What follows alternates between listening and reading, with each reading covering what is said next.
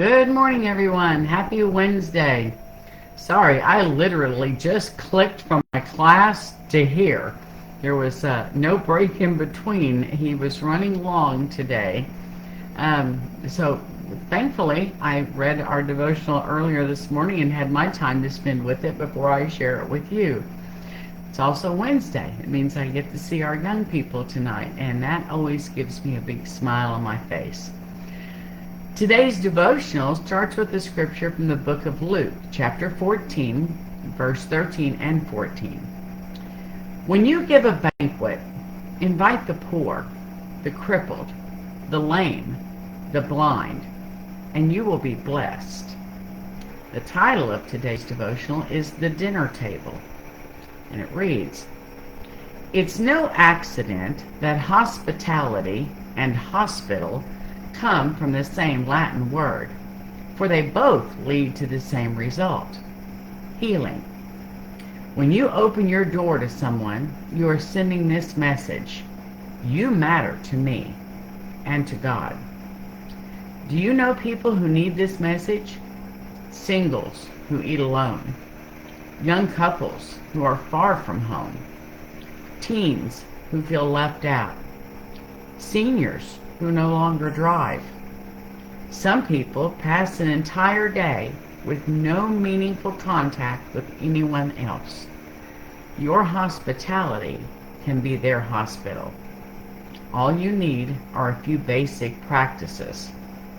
Issue a genuine invitation. Make a big deal out of their arrival. Address the needs of your guests and send them out with a blessing. The event need not be elaborate to be significant. Don't listen to the voice that says the house, the meal, and the after-dinner mince must be perfect. Simply open your table and open your heart. I'm sure it's no mistake. Sorry, I need to sneeze and it just won't. I'm sure it's no mistake that today's devotional was written so close to Thanksgiving. I think we all need to stop and think for a minute. Who do we know? A neighbor, an acquaintance, somebody maybe that we go to church with, somebody that we work with. I don't know. Who do we know that will likely spend Thanksgiving dinner alone? And then expand it from there to who might be spending Sunday afternoon alone after church. You know, most of us are cooking enough for an army on Thanksgiving Day. And it would not be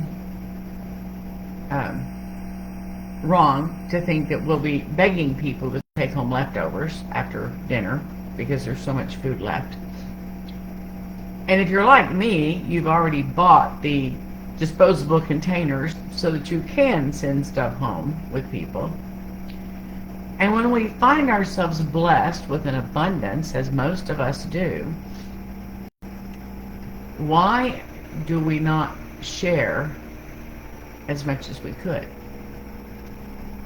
Think about the person who's not going to have family to spend Thanksgiving dinner with, or a recent widow, or a college student who has moved away from home that won't be having a Thanksgiving meal with their family for the first time. Think about those people who have recently lost a loved one, and it may be their first holiday season as a widow or widower. I promise you, a lot of the invitations that you get to people to come, even though they're genuine, heartfelt invitations, they'll be declined because those people don't want to feel like they're a burden, or hopefully they've already accepted an invitation from someone else. But just think about how we can reach out through the holidays. Now, I know that we reach out as a corporate group, as our church group, and we collect groceries, and we do our reverse Advent, which is a tradition that I love. And actually, I got all of mine yesterday, and I already have them boxed up so I can drop them at the church this evening when I'm at youth. I know that we do that, and we help families to have a Thanksgiving or a Christmas that typically would not have that ability. But what about that? This says that some people pass an entire day with no meaningful contact with anyone else. There are people who sit at home alone. Think about some retirees you know who are widows or widowers. They may sit at home all day long, and the only companionship that they have is on that square box on the wall, their TV. That's the only voices they hear. That's the only conversation they have. And I can see where that's the only thing you have to connect to during the day. You might find yourself arguing with whatever's going on TV, let's face it. I don't like a lot of what goes on TV, so I guess I could become argumentative, let's face it. So, how can we reach someone, make a difference, touch a life? What about Sunday when you go to church and you're leaving, and there's a group of you that always gathers up at a certain restaurant and has lunch, or you decide before you leave where you're going to meet up, and what if there was a visitor there that day that sat by themselves, which I hope does not happen, that they sit by themselves, I mean. Why not include them in your invitation to lunch that day? Why not get to know them a little bit outside of the confines of the four walls of the church? Why not show hospitality? It says your hospitality can be their hospital. All you need to do are a few basic things. Invite someone. Offer to spend some time with someone. Drop by and visit a shut-in. Call somebody that it likely is not going to have any visitors today, any in-person visitors, so call and visit with them on the phone. I read something earlier this week about something that one group is doing, and I think it's awesome, is they're adopting a grandma or a grandpa at a nursing home. All you have to do is call the nursing home and say, who typically doesn't have visitors? And start stopping by to see that person occasionally. Take them a card. Take them a Christmas ornament for the tree. Something small. Doesn't have to be huge. Doesn't have to be elaborate. Your house doesn't have to be the cleanest it's ever been. Your menu doesn't have to include some fancy frilly something. I don't even own a gravy boat. I have a bowl. You're not going to get fancy at my house, but you're going to get good food. And you're all invited.